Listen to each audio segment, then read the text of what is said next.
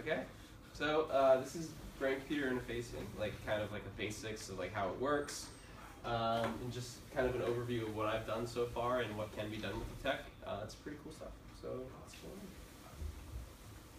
Okay, cool. So a little bit about me. What's up? I'm Colin. Like half the people here know me, so it's pretty good. Yeah. So what's interesting about my involvement with brain-computer interfaces is, you guys remember the open source project? Who's the SE majors? SE. Did you do intro? Or like the intro, the 101 course? At all? Well, they have like this open source project thing where you have to like look up an open source project and like do a presentation on it, and it was really annoying. But I did mine on OpenBCI, and I was like, whoa, this stuff's really cool. So yeah. So that sparked OpenBCI at RIT, which is what I've been doing in the SSC for a while, which is cool. And I just bumped the course. I then co-opted OpenBCI, and I'm still working there, which is cool. So I'm learning all sorts of cool stuff about this awesome technology. Okay, so when we talk about BCIs, there's a wide variety of brain-computer interface things. They're also called like neural interfaces and stuff like that. There's like a bunch of words for brain-computer interfaces. But there are some invasive times where they kind of like implant an electrode actually in your skull, which is like bananas. I don't think that would be very nice for human use. I don't think they've actually ever done it in human uses. But yeah, I've exclusively done non-invasive stuff. So like, just putting like this headset right here on my head, pretty much, and observing EEG waves, which I'll get into later. Studies with this tech started in the 70s at UCLA. It was kind of just basic research purposes. They did a lot of sleep studies, and they just discovered the different like wavelengths of brainwaves, pretty much. And I'll show that later too as well. But yeah, and as computers became stronger, they started to move more towards like the the prosthetics and stuff, and neuroprosthetics. Which is like the advantageous, like the new hand clenching stuff that you can see like people doing pretty much online. All those cool videos of people like clenching stuff. That's all brain-computer interface stuff. It's different depending on which project, but for the most part, it's using the same idea as this. So here's EEG waves. So EEG waves are like, whenever your brain fires, like your neurons are firing in your brain, you actually emit certain wavelengths and certain like EEG data. And these are the different data formats. I mean, this isn't super important for what I do, but it's still really interesting, I thought. So there's gamma, which is kind of like higher level thinking. It's thought to be used in learning and like intense focus. Very active brainwave. There's beta, which is basically what we all are in right now, just kind of like chilling and doing some homework or listening to a talk, that sort of stuff. Alpha waves is when you're kind of tired, sort of starting a meditative state. It's also just like, if you ever do meditative states, this is kind of what alpha waves are, and that's kind of as you're falling asleep, you're going into your alpha waves. It also happens when you close your eyes. So if you guys close your eyes right now, the back of your brain will actually emit alpha waves. And that I actually take advantage of that later, and I'll show you how I did that. Theta waves and delta waves are just kind of deep sleep stuff, just learning, getting rest, healing. Your body learns or heals a lot during delta waves. So how we take advantage? Yeah. About those different waves you talked about. Right now, with the headset you showed, can you capture and recognize all these sorts of waves? Mm-hmm. Oh, cool. And I'll show you actually, there's a montage, and I'll show you how it works and how like the different waves go. It's really interesting, actually. Are there any sort of waves not mentioned here that could not be captured by the device? Not that I'm aware of. I'm not an expert by any means. I'm learning, but I'm pretty sure that the tech that we have has pretty good spatial resolution. It's decent at like discerning the different wavelengths of this. But yeah, so cool. So how do we use those wavelengths, right? That's like the first question that comes to mind when you're talking about brain-computer interfaces, because you need to be able to use the data that comes off your brain in a computer, pretty much. One way that people have done this is with a keyboard. So this is used for like paraplegics, quadriplegics, people that don't have any arms or can't move their arms and legs, and can barely like move their bodies at all. Like they can't make like jaw movements, that sort of stuff. So they can't really make. There's no way for them to communicate really. How this works is it actually, when you look at a letter, it'll tell you to look at a letter, and then flash a very specific sequence of just like lights at you, and it will record that data and say, okay, that means E. Okay, this means N, and it'll just go through all of the letters pretty much. Then when it sees you, when you're looking at this, and it sees your brain emitting that data of like this area, it'll actually fuck. Excuse me, sorry. Yeah, it'll actually type the letter pretty much. So yeah, this is already being used. It's super cool technology. I don't know a lot about this, unfortunately, right now. I haven't had time to really look into it. I sort of looked into it for a while when I was getting into my brain-computer interface and stuff, like way in the beginning. But it's really complex, and I don't really know exactly how it works. But I did use this idea at Imagine RIT last year in May. And what we did was, I had like a little robot. I don't know if you guys were there or not. We had like this little robot, and we would look at certain like flashing lights, and it would like move the car based on what light I was looking at. And that was all through the observation of the occipital lobe of the brain, which is the back right here. So yeah. So how do you read minds? That's the question that everybody asks me when they talk about brain-computer interfaces. And I'm like, you can't really yet, unfortunately. The spatial resolution of EEG, like tech in general, is just kind of bad compared to like fMRIs and other like. There's another magnetic resonating imagery thing that you can do that's a little bit more easy, but I don't know much about that. It's called MEG, I believe. But it's interesting. Unfortunately, though, we're not really at the point where we can like read minds. But it's possible in the future that this sort of technology will be able to do that stuff. Like I said here, correct software and signal processing could theoretically in the future give us the ability to like record specific events, like record, for instance, like a song that you're thinking of in your head or something, and then say, okay, that's that song, and then match it up. But one of the biggest pitfalls of this is that everyone's brain is just so different. I mean, there's so many different ways of wiring, and there's never going to be a complete standard, in my opinion, for. I mean, we can do different areas of the brain, like the bronchus area and like the occipital lobes and stuff, but it's generally going to be hard to make like a process for everybody's brain, pretty much. So yeah, and for now, we can't really read minds yet, unfortunately, but that would be cool.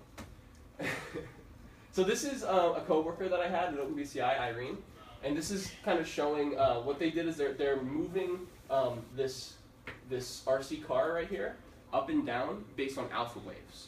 So the more intensely you focus when your eyes are closed, the more intensely alpha waves are emitted from your brain. So what she's doing is she's actually closing her eyes, obviously, to emit alpha waves, and then she's really focusing on making the car move, or the RC helicopter move up, and it's doing it, depending on how she concentrates. She also started to work on something called motor imagery, which is super interesting.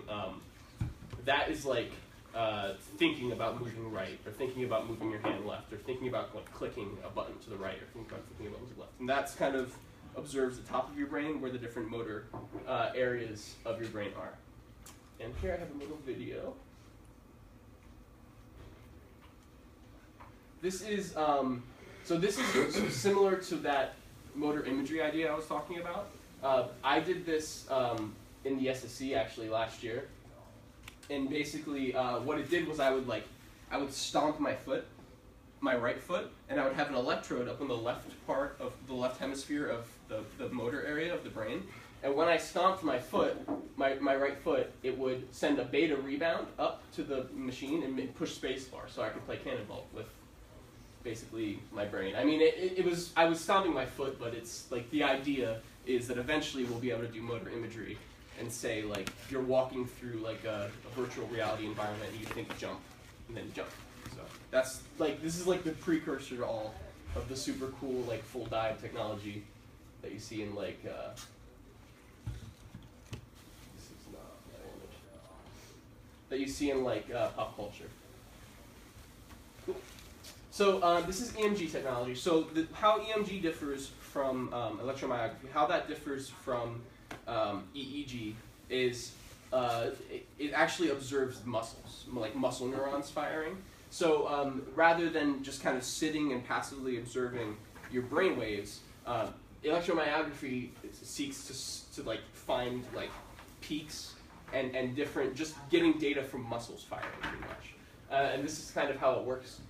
As you can see, there's like there's an electrode here, an electrode here, and then an electrode here. And what this does is this is actually measuring the conductance across a muscle. So like that muscle will fire pretty much, and this is a grounding electrode. So this is all on tendons. It's not on any muscles at all. So it kind of cancels out all of the like noise data, and it allows it to come back down to a like a set value, if that makes sense. After it fires that peak, because it'll go up here and then it'll have to come back down.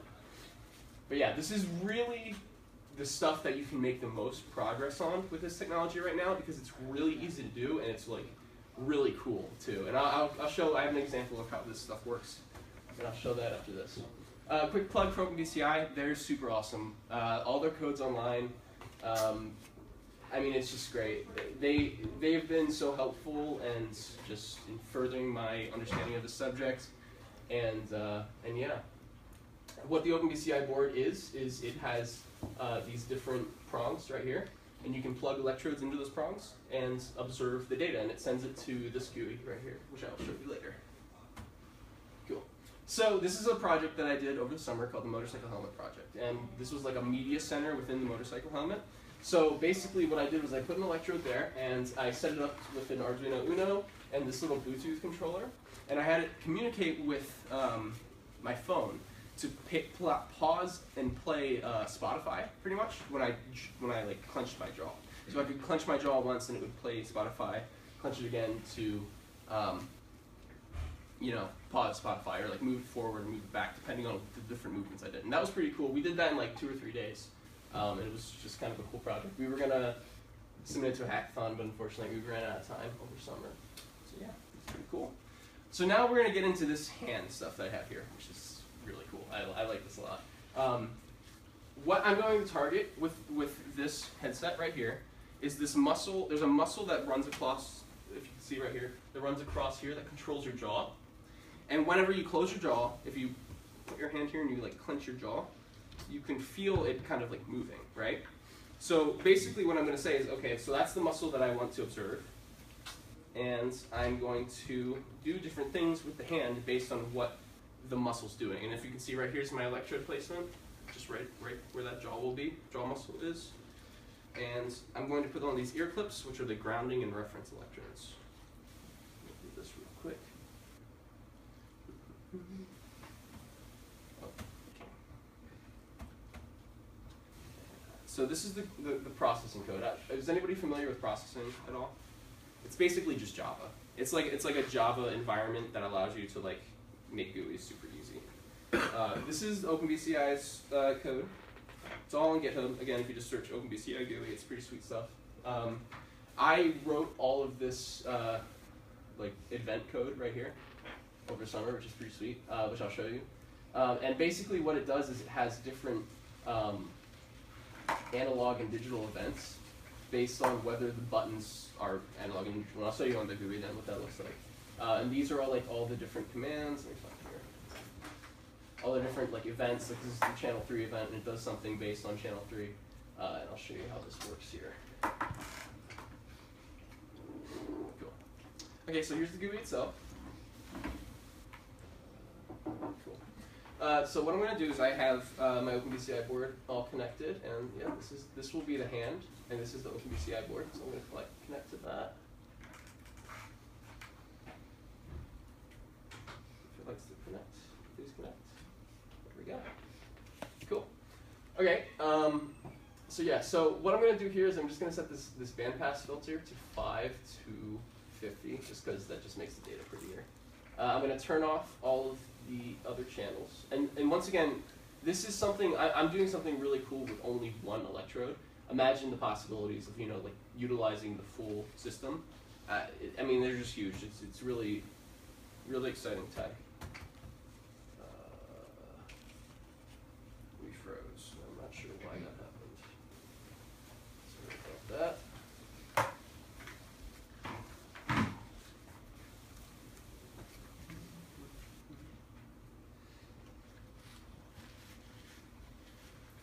It's probably because I resized it.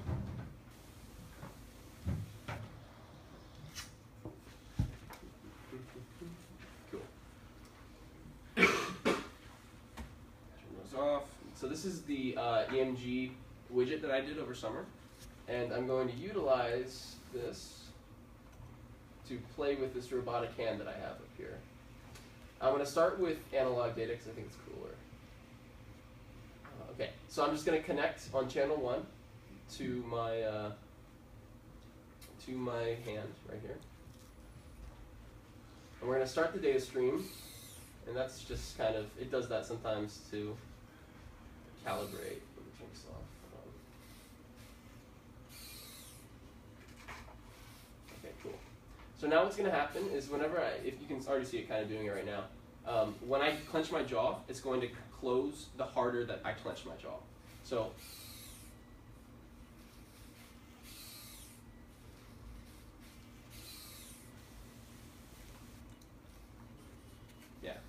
yeah. So this is the sort of like analog data that you could get from like muscles firing and stuff. Like basically how hard you're clenching your muscle can translate to other stuff. And I don't know why that finger's acting up. But whatever.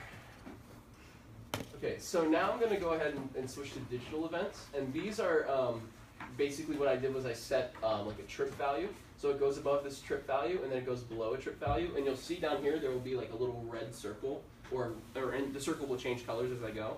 And what this allows me to do is cycle through different commands. So this gives like people with disabilities a chance to be able to like do specific things and like cycle through different command sets, and then maybe possibly even go into that analog data and do things based on that command set. So let's see here. Okay. See how it goes to green? And then we'll go to another thing right there, and that's a thumbs up sign.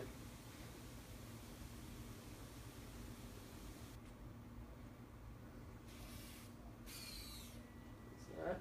Pointer finger.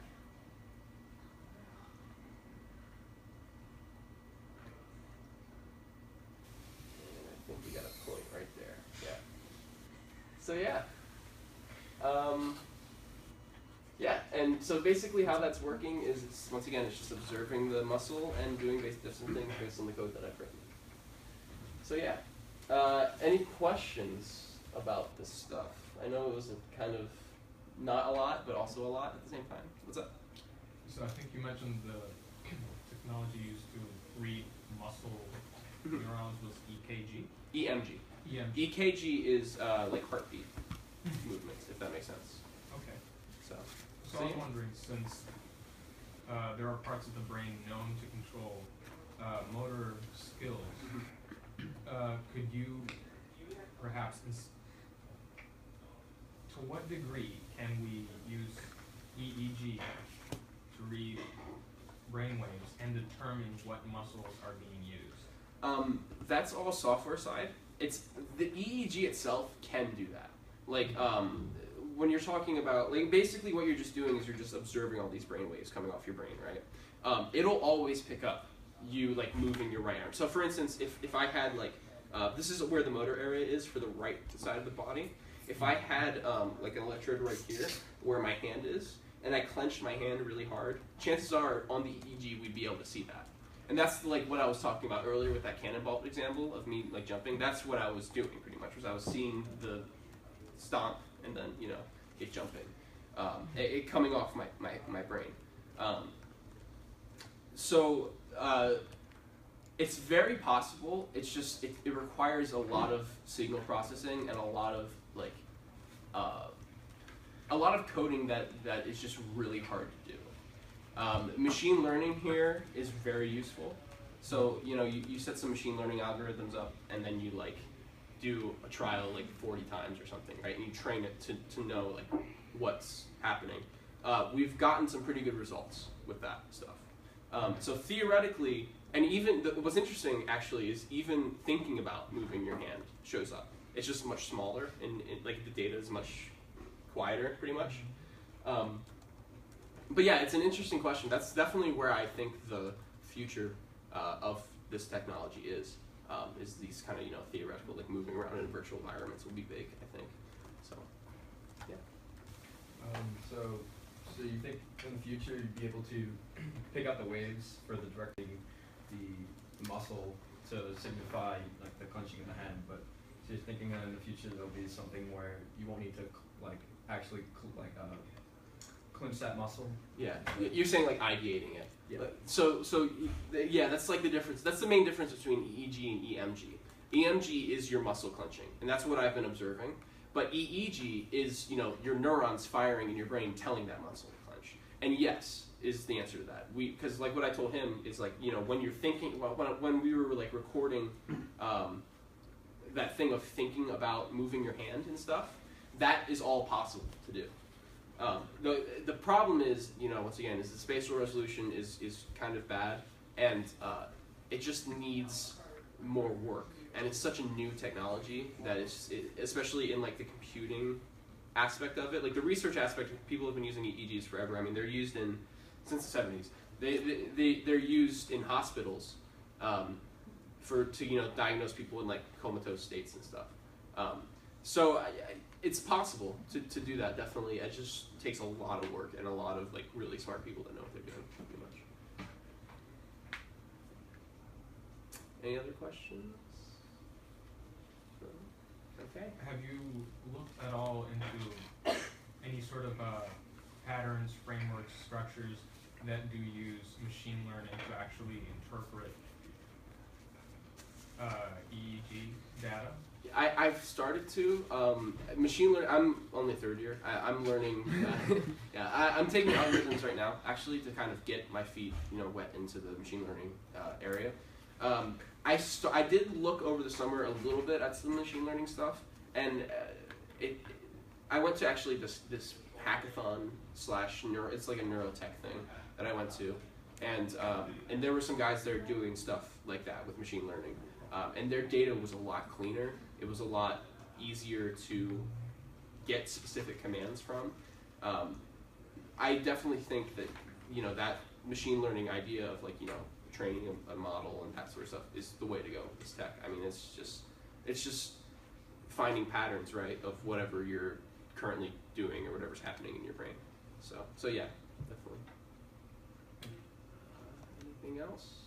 So, what restrictions other than being able to pick up the small, like the undetectable waves, does BCI face? That's a good question.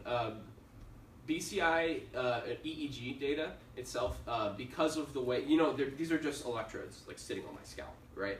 Because of that, the deeper processes of the brain are a lot harder to pick up and almost practically impossible to pick up. I mean, you can probably get about this far into the brain, maybe this far into the brain with EEG tech, and then under there it's just like, here's we dragons. Like we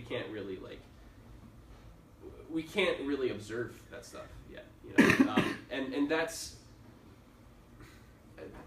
honestly there has to be, in my opinion, there's going to be a big change in the future of like what tech we use for brain-computer interfaces, because I strongly feel that like that stuff's important. I think it's important to get all of the data from the brain in order to do accurate things in like VR and stuff. fMRIs and MRIs actually are able to like delve into the brain, and obviously that we can see more like important stuff happening in the inside of the brain. But yeah, that's the limiting factor, is like basically like just the surface of the brain, pretty much. What about the skull? Does the skull retract any of the waves? I believe so. I wouldn't be able to tell you exactly how much it does, and it's probably definitely. I would say it's definitely because there's a difference between implanted electrode data and like data that sits on your head, and the difference is decently significant to say that the skull does interfere to a degree. Anybody else? All good? All right. That's my brain computer interface.